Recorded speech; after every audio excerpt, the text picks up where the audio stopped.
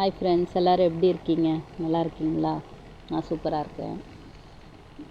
ஆக்சுவலாக நான் ஒரு சாங் கேட்டுட்ருந்தேன். அந்த சாங்கில் உன்னைத்தானே உயிராய் நேசிக்கிறேன்னு சொல்லிட்டு பிரபுதேவா மாஸ்டர் பாடியிருப்பார்.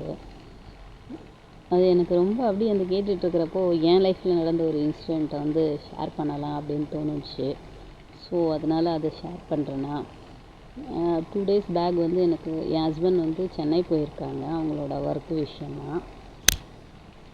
அப்புறம் பார்த்திங்கன்னா முந்தா நாள் எனக்கு ரொம்ப ஹெட்டேக் ஆகிடுச்சு. ஆஃபீஸில் ஒர்க் பண்ணிவிட்டு இங்கேருந்து மார்னிங் நான் என் பாப்பா ஸ்கூலில் விட்டுட்டு ஆஃபீஸ் போனேன். நான் போனோடனே ஹெட்டேக் ஸ்டார்ட் ஆச்சு, நிற்கவே இல்லை. அதுக்கப்புறம் ரொம்ப ஹெட்டேக்காக இருந்தது. 3 o'clock ஆஃபீஸ்லேருந்து கிளம்பிட்டேன், முடியல அன்றைக்கி. கிளம்புனோன்னா ஆட்டோ மூலமாக இறங்கிட்டு பக்கத்துலேயே என்னால் ஒன்றுமே பண்ண முடியல. ஒரு மாதிரி கை காலெல்லாம் நடக்க முடியாத மாதிரி, ஸ்ட்ரென்த் இல்லாத மாதிரி இருந்தது. சரி, நாங்கள் பக்கத்தில் ஒரு கோவில் இருந்தது, கோவிலில் உட்காந்துட்டு ஃபேமிலிக்கு ஃபோன் பண்ணி அப்பாவுக்கு ஃபோன் பண்ணி கூட்டிகிட்டு போனார். அது நான் ஹஸ்பண்ட்டை சொன்னேன், அந்த மாதிரி உடம்புக்கு முடியாமல் போச்சு, அப்பா கூட்டிகிட்டு போனாங்கன்னு சொன்னேன்.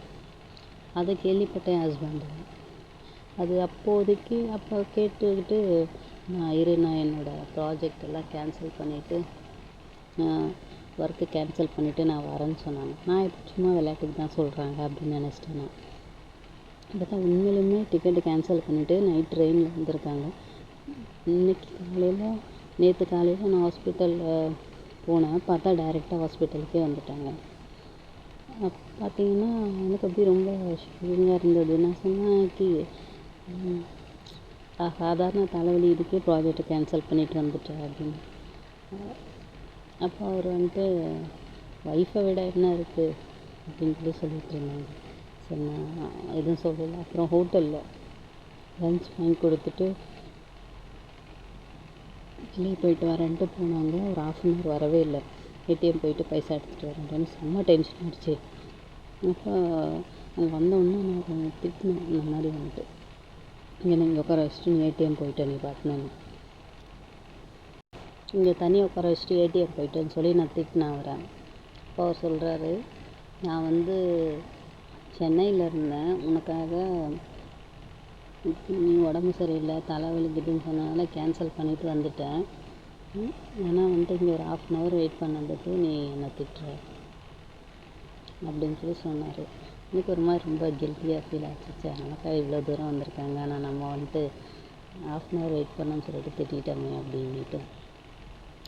அதான் சொல்லுவாங்கள்ல, பெண்களுக்கு அவசர புத்தி அதிகம், ஆண்களோட லவ் பெருசு. அதை யாரோடையுமே ஒப்பிட முடியாது. அதுவும் ஹஸ்பண்டோட லவ் அதை விட பெருசு. அதை ஹஸ்பண்ட் எந்த ஒய்ஃப் மேலே அவ்வளோ அன்பாக பாசமாக இருக்கிறாங்களோ அவங்களுக்காக தான் எல்லாமே செய்யணும்னு தோணும். அது மாதிரி என் ஹஸ்பண்ட் எனக்கு எல்லாம் செய்கிறாரு. ஆனால் நான் அதை ஒரு கேரே இல்லாத மாதிரி நான் நடந்துக்கிறேன். என் ஹஸ்பண்ட் பார்ப்பார் இந்த வீடியோஸு. நான் சொல்லியிருக்கிறதுல அவர் மைண்டில் இருக்கும். நான் சொல்லிட்டேன், நான் எதுவுமே நினைக்கல, எதுவுமே அவர்கிட்ட ஷேர் பண்ணல, ஆனாலும் வீடியோஸில் சொல்லியிருக்காருன்னு நினைப்பார். இதுவும் ஒரு லவ் தான். சரி ஃப்ரெண்ட்ஸ், அடுத்த வீடியோவில் சந்திக்கலாம். பாய். இது வரைக்கும் என்னோடய வீடியோஸை பொறுமையாக